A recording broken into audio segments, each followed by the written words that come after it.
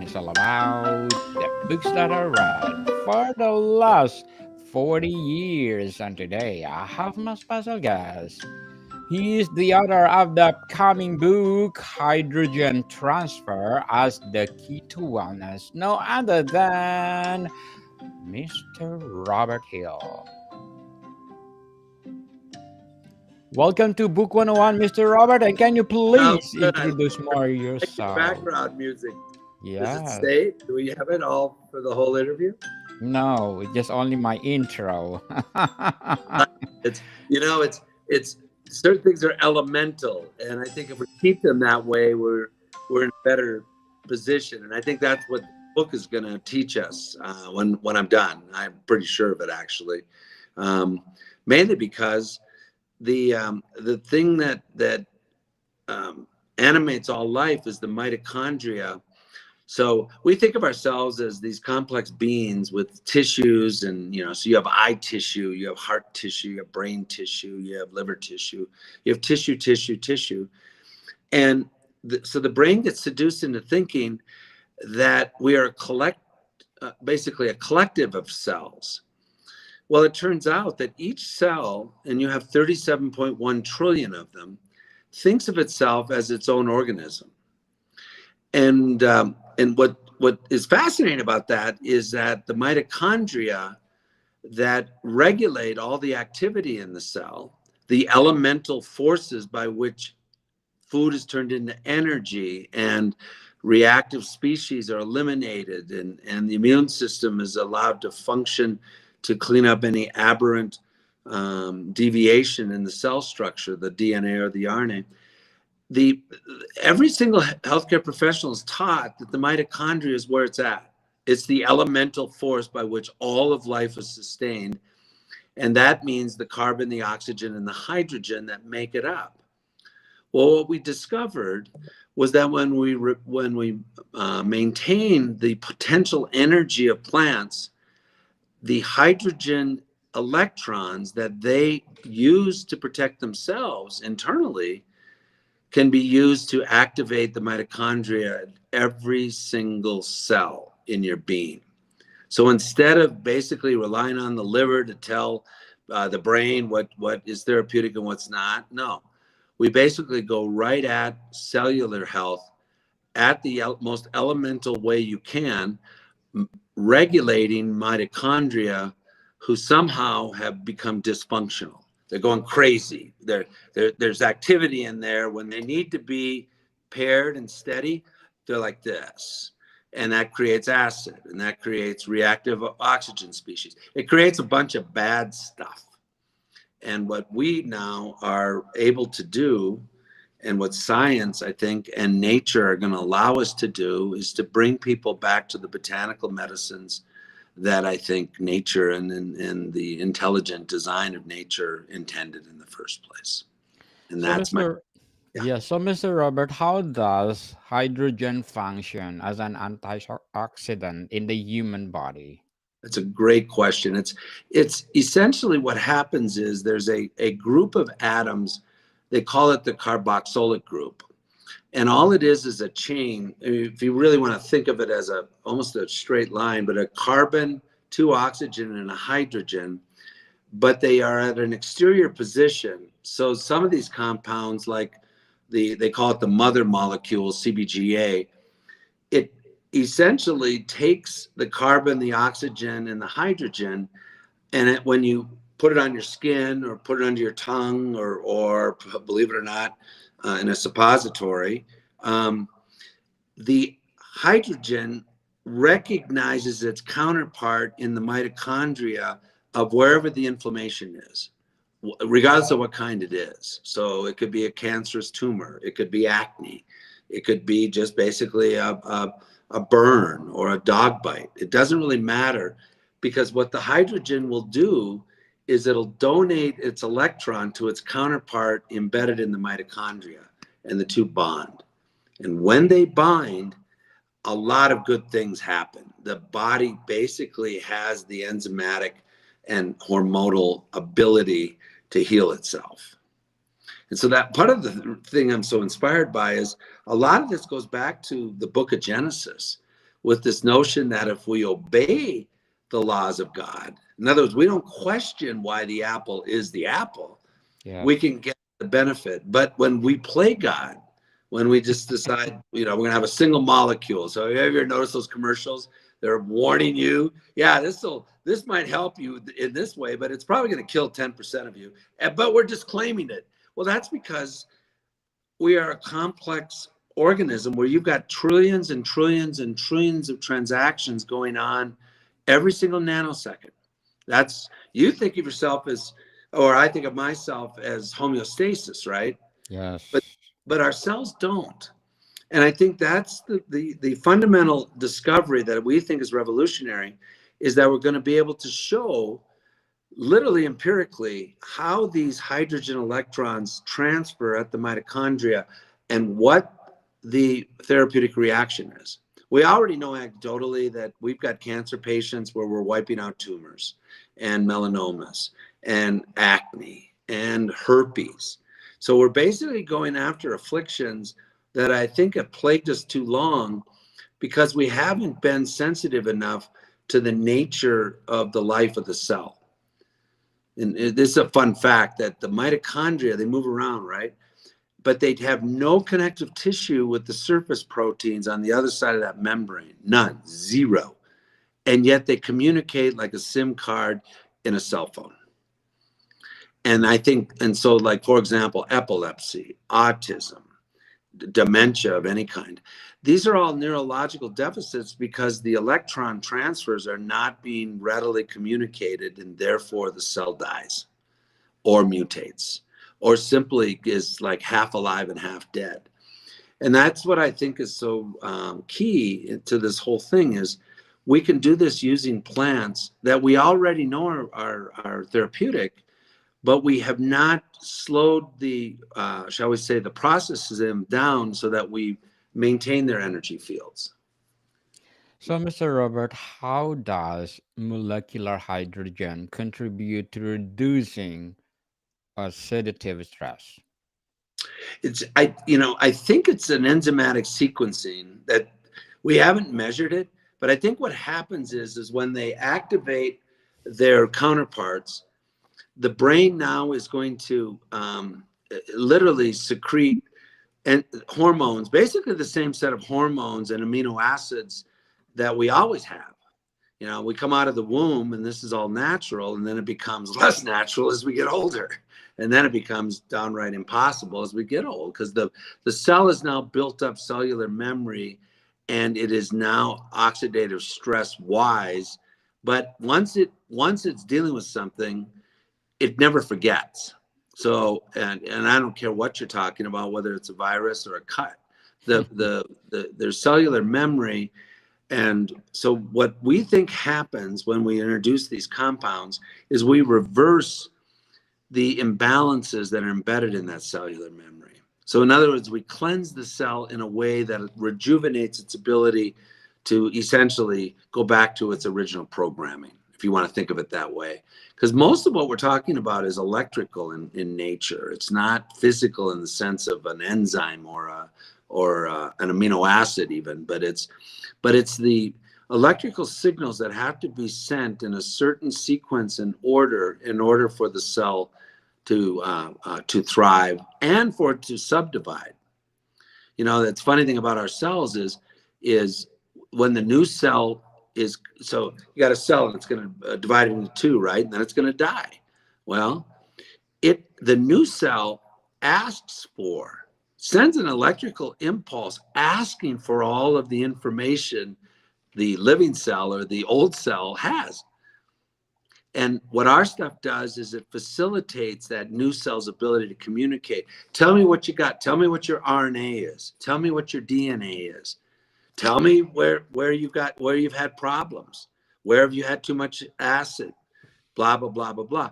But the interesting thing is that what that shows is, because this is happening trillions and trillions and trillions of times every nanosecond, and you got 37.1 trillion cells, and they're subdividing every nanosecond, is that we're starting to discover the electrical dimension of ourselves. That's why we like this title, because it's like we're thinking about ourselves the way two. My name's Robert Hill. Well, there's been two prior Robert Hills that have proven that, first of all, that something called chloroplast, the dark energy in plants, can produce these same electrons and split them from water in the cell structure of any living plant. And he did that about 100 years ago. He's a British biophysicist 100 years ago. And then this guy comes along about 80 years ago or 70 years ago, Robert Hill out of Duke. And you know what he does? I know. And the reason I tell you this, especially in Lent, I wake up at 2 a.m. and I hear this voice, tell them about the Robert Hill reaction. And of course, I'm a trial lawyer. It's like, God, I'm working on my narcissism. So I Google it. And it turns out that essentially what we're doing is we're measuring the electron transfers anyway. And if we make that the citadel, the axiom, the lodestar, we can literally use that as our means to a botanically medicinal world where people don't have to suffer needlessly from diseases that literally can be reversed. But you have to pay attention to the electrical dimension. And unfortunately, allopathic science and medicine destroys the molecule, neutralizes it. Well, when you neutralize it, you basically are cutting off 99% of its therapeutic value. Why? Because it's not neutralized when it's in the plant, when it's protecting the plant from 100-degree days, 60-degree nights. And that's what the book's going to be about. So, Mr. Robert, let's talk about health and wellness benefits of the book. How can hydrogen-rich water support overall health? I think the key is that because we understand the science, we can now create compounds that are patient-oriented. So, for example, I'll give you our first product is we're going after herpes, both cold sores in the mouth and in the genitalia. And it turns out that when you preserve the cannabinoids, the terpenes, and the flavonoids together, remember, they all have different electrical fields. They actually create a harmonic resonance, just like a tuning fork would. But anyway, when you introduce them, the herpes virus basically gets blasted by the CBGA so that instead of being in a close cluster, it's all of a sudden broken up. So it can't communicate. And then the terpenes attach to the spike proteins of the virus so it can infect healthy cells. In practical terms, that means you put our stuff on the sore, it dries up instantly, the pain goes away instantly. And that's the practical effect of that compound. But it's all based on the same science. So our goal is to work backwards from the afflictions and to combine the allopathic, the Ayurvedic, the Chinese, all of the ancient herbs with the cannabinoids. And the reason is that carboxylic group. Cannabis is the only plant that has it. And if we preserve it, especially with its polarity versus non-polarity, it's positive versus non-negative charges, guess what? Then it hits your cells and your cells instantly react to it in a positive manner.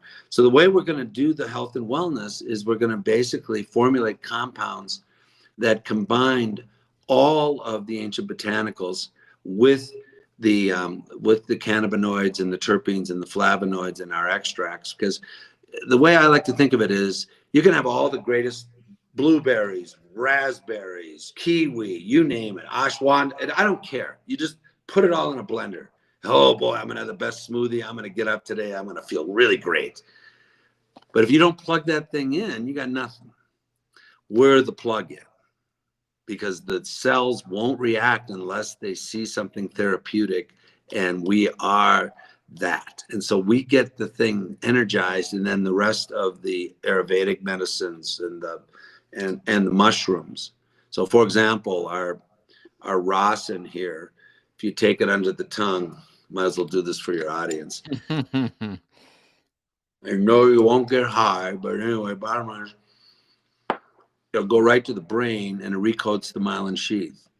If you take it in combination with cordyceps and lion's mane and reishi mushrooms, you'll basically protect the brain. That the myelin sheath is the mucus that basically we have to have. As we get older, that becomes brittle and it actually breaks like glass. Once that happens, the neural assemblies are gone. And when they're gone, that means you get dementia. That means you get Alzheimer's. You just lose your memory.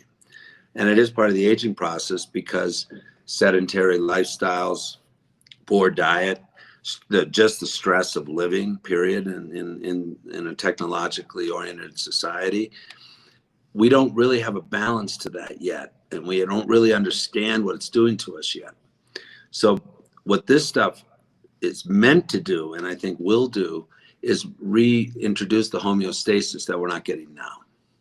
And the reason is that we can do it scientifically, again, with the hydrogen electron transfers and the hydrogen atom transfers in the brain, so that the CBGA, in this case, prevents the amyloid plaque.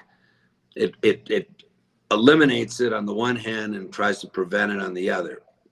And what that means is that the myelin sheath becomes mucus again. It becomes supple again, if you will. And then you introduce functional mushrooms right underneath that. All of a sudden, you were regrowing our brain tissue, our neurons. So all of a sudden, you get your memory back. See, I think that's the one thing that we're driving towards. Is this isn't just about managing affliction. No, this is about reversing the cause of it. We're not treating the symptoms. We're treating the cause. And we're basically going to invite the world. It's the best thing an old white guy can do these days is to ask all the ancient wisdom. Exactly. Say, hey, we've screwed things up pretty royally. I know that. However, I'm doing penance because I'm a Catholic. Tell me the best medicine, because you know who I get calls from? Peru, the outback in Australia, Himalayas. All of the ones that have understood this, I think, inherently, but we've never been able to measure it empirically. But because of the Robert Hills, all three of us, now we can. So we'll actually be able to see empirically what these things do because of the technologies they now have. So that's why we think we're at the start of a renaissance here and a revolution. We're going to lead that, mainly because every single healthcare professional was told the mitochondria are where it's at, but since we don't know how to regulate them, park that idea. Well, we're going to go back to them now and say, you don't need to park that idea. It's not a pedestrian idea anymore. We can now regulate them. Watch what happens when we do. And I think, I think the younger doctors, certainly the nurses, healthcare professionals, chiropractors, just plain common sense people. They're looking for something where they know inherently it works. What's cool about our products is it's always fun to watch because it doesn't take long. They get an instant reaction. And because I was skeptical about all this too. You got to understand, I'm a trial lawyer. I didn't believe any of this, but I do now. So, Mr. Robert, to wrap up our discussion for today, what are the future prospects of hydrogen-based therapies in medicine? Oh, great question. That is an outstanding question. I think it's going to become the centerpiece of all of it for just that reason, is that from a clinical standpoint, when you see a cancer tumor on the skin disappear in a week, you can now measure why. And it's going to be, and you're going to see in each and every case, the ability of these compounds to donate their electrons and their atoms. They actually call them hydrogen atom transfers and single electron transfers. So biochemists know this. They know it, and they're waiting for the clinical folks to catch up. But we always had to have the compounds. So the future is going to be simple. We're going to wed the science to the science, to human nature, and more importantly, to the scientific principles that unite us all. Because here's the deal. We're all connected. We kind of have that feeling, but we just have never been, well, it's the hydrogen electrons that connect us. So this is not rocket science. True. But we haven't been able to measure. So I think what we're going to be able to do is teach, first of all, the next generation of healthcare professionals, but more importantly, the and everybody talks about big pharma as though there's some kind of boogeyman. No, they're not. They haven't been taught the science that, believe it or not, 100 years ago, 95% of all medicines prescribed in the United States were cannabis based. Did you know that? And I didn't. And when I found that out, it's like, okay, so we're going to go back to the future, but we're going to do it this time with the intelligence of knowing that the balance amongst oxygen, hydrogen, and carbon and nitrogen is all that matters if you're going to live your best life. If the cell's going to live its best life, it's going to be able to communicate its information to the next generation, etc. So what we're going to be is literally like Johnny Appleseed, spreading the word, spreading the seeds, and letting your generation say, yeah, this makes sense. By the way, you don't have another alternative, so come on, boys and girls. Definitely, Mr. Robert Hill, thank you so much for sharing your knowledge to the world. So can you please invite our listeners to support your upcoming book, Hydrogen Transfer? Go on biosourcebotanicals.com. You got to check out biosourcebotanicals.com and go on our blog page. And a lot of the information in the book, it will be right there. And I love that. Where'd you get this music? This is good. This will be the end of our discussion, Mr. Robert. So please do support Mr. Robert Hill, because if you support him, more breakthrough to come. So Mr. Robert Hill, thank you so much for your time. God bless. Modicon people, see you soon. Bye.